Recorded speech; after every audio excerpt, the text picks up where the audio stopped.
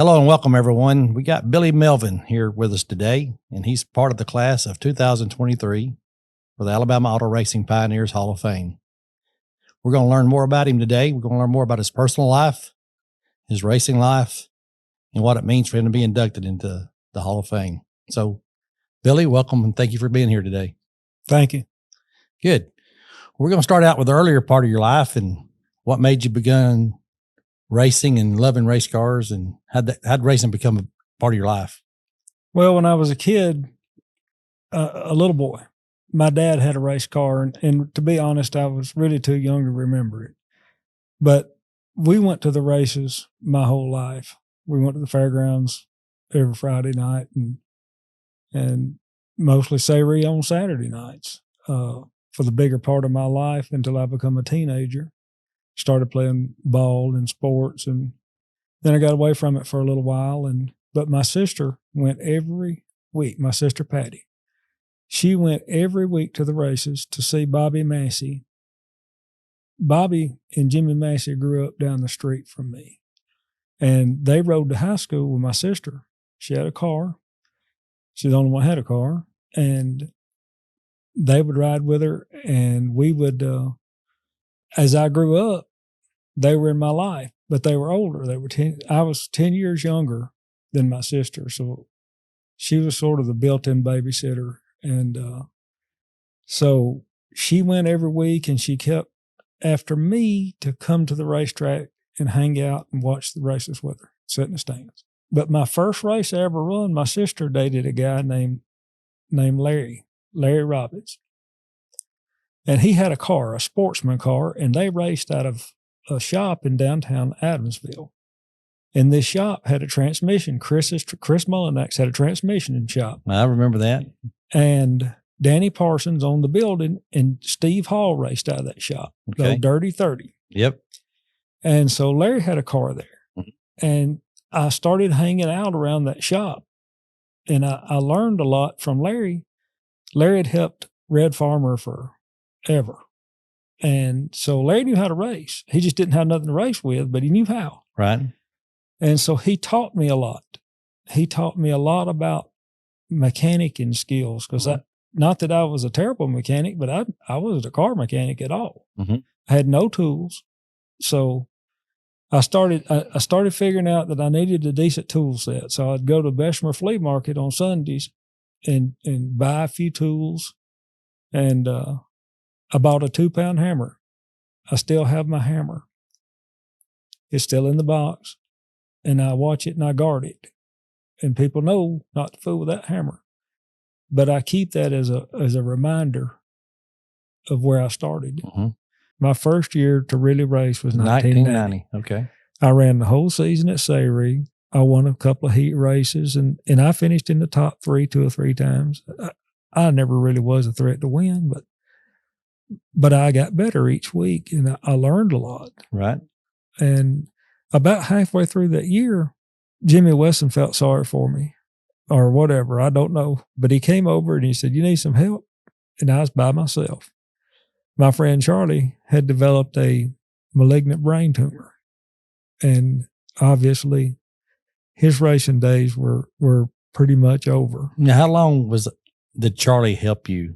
How many years was that? He passed away in about 1994.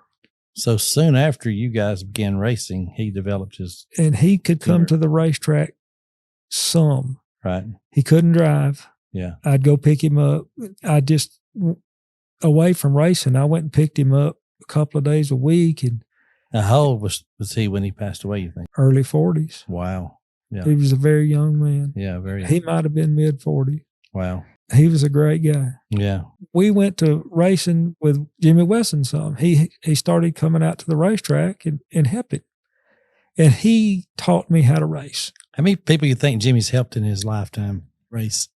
I don't know. It's a bunch. It's a bunch, isn't it? But I can tell you this, every car he's ever worked on went faster. Wow. Every single one of them. He made them better. But, you know, Jimmy helped a lot of people that just didn't have a clue like me. Yeah, he's a really good friend to the racer, no doubt about it. And he still does that to this day. Yep. If he sees you struggling, he will come over there and take the time to help you. Yeah. At least show you what to do. That's right. Yeah. He decided to quit racing 2 cars and he was going to sell one. Well, I bought one, and that turned everything around. I finally had a pretty good race car. Yeah. And we won a lot of races. Ray Putnam come out of the stands one night, won a bunch of races. If I went 2 weeks without winning a race, generally there was something wrong. Not bragging, but we had it figured out. Right. And Ray said, "What's the matter? You're not running very good." He said, "What's going on?" I said, "Well, I've run these right side tires. This will be the 4th race, and the left's got 6 races on them." Wow. And I said, "We're just getting beat on tires, but I can't afford to buy them." I said, "But I'm going to get me 2 next week." I go to the tire truck next week, and Greg Nick's doing tires, and he said, I said, "I'm going to get 2 tires." He said, "Well, go ahead and pick you out 4. And I said, "Okay, well, I don't need but 2. I can't do 4. Yeah. He said, "No, they're paid for. Just get you 4. And I said, "Well, who paid for me?" And he wouldn't tell me. Really? We mount the tires up. We get lucky. We win the race. So anyway, we went back and we started running up front again. And every time I went to the tire truck, not every time, but about every other time, I'd have a set of tires. And as it turns out, Ray Putnam was buying me some tires. Wow.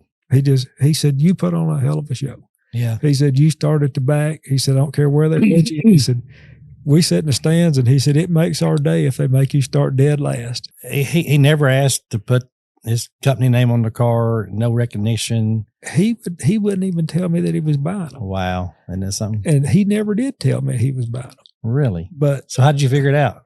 somebody told me. Okay. I think it might have been Tim Ramsey. It was helping Ray at the time. Okay. That he said, "Ray's, he's been there. Right. And Yes, he's seen the struggle and yeah. and he knows where you're at." And he said, he just wants to help you. Wow. How long did Ray help you? Without my knowledge, he helped me a long time. Wow. Probably until he got too sick to go to the races. And that was a long time. Yes. Yeah. He helped me for a long time. And Yeah. he was he was an ambassador to the sport, and he was great. Yeah. And I miss him. Yeah. I found out when I found out he's buying tires, I thanked him as much as I could. Sure. Yeah. But he didn't want me to know, and he didn't want no recognition. Yeah. He just wanted to do it. He wanted to watch that car that he enjoyed racing and that guy succeed. He said, "You just put on a hell of a show," and I just come to watch it. In '93, I wrecked my car pretty good, and I needed some roll cage put back around the front of it. I knocked the bars off of it. I went under somebody, and so I went down to RPM, and I met Buster Carden, and I asked him if he could fix the roll cage around the front of my car, and he said, "Sure, bring it to me." So I carried it down there, and Gary Nix was helping Buster at the time. And Gary said, "There'd been a lot of people here to look at that car."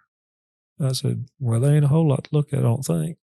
Of course, I really didn't know enough about racing still. Wesson had built that car, and there could have been some tricks, I don't know. But if they were, I didn't know about them. Right, exactly, yeah. But so Buster fixed it, and or RPM fixed it, and I become friends with Buster. So I started going down there. I'd go by it every day, and so I'd stop in. And wasn't long, I was going to lunch with them. Then I was hanging out, and I got off work in the evenings. I'd go help Buster. He's always building cars and staying late, and I try to help him and learn. Tell us about the wreck in 2018. Tell us how that transpired and what took place after the fact. I was driving Roger Belcher's car, and is it open wheel modified? Yes, open wheel modified, and it was raining. It was literally raining, and we pitted. The trailing arm on the right rear had come loose, and it was going up and down in the chassis, and the car was just crazy. It would drive tight one lap and loose the next. And I kept telling them, I pitted 3 or 4 times that it took them that long to find the problem. So when they found the problem, they put it back and they tightened it down. I went back out. I was like, "Well, we got a pretty good race car." So I'm passing cars. I mean, at a pretty good pace. Now, I'm not going to win the race, Right. but I was about 6th or 7th when I spun. Right. But I got out of the groove about 2 inches. And, racing is a game of inches. That's correct. And when I got out of that groove and got in that water, it turned me. Mm-hmm. I just did a slow, long slide down the back straightaway and just stopped. And I pushed the clutch in. I was spinning the motor over to crank it. And I look up and there's a car coming. And I was like, oh no, this can't be good. And he never let off. He never hit the brake. And he hit me right in the door. Driver's side door. And I thought the car was going on the roof. I remember looking down at the ground and it looked real close to me, but I was looking out the passenger side of it. And so it came back down on its tires when we got stopped. The seat had sort of just squeezed together. It wasn't but about 8 or 9 inches wide at the bottom. Yeah, that car came in, what, a foot or more? Oh, it moved the driver's tail about 18 inches. Wow. Yeah. The whole tub went over and knocked the drive shaft out of the car. But as it was going, the left side of it gave up some. They got me out. My friend Buddy Pitts. Now, Buddy and I were friends. Not great friends, but just friends. Mm-hmm. When I got hurt, he drove home and got his motor home and carried it to the racetrack. Really? And he sat with me every night at the hospital. And my wife would go and sleep in the motorhome. And then she would get up and come to the hospital and sit with me in the day. And he would go to the motorhome and sleep. Wow. And they basically stayed with me in shifts until I was released and got to come back to Birmingham. Wow. It's been a lot of fun racing with my family. Yes. That's a family deal for me. If it wasn't, I'd quit. Tell us about the ones that you really would like to thank for helping you through your career. I've had so many people that's helped me. I could never name them all. Right. There's just no way. But Tom and Andy Denicky went out of their way, and Joe Dodd, I carried Joe all over the Southeast, and I love him. He's like a brother to me. And he's helped me more than anybody would ever know. Yeah.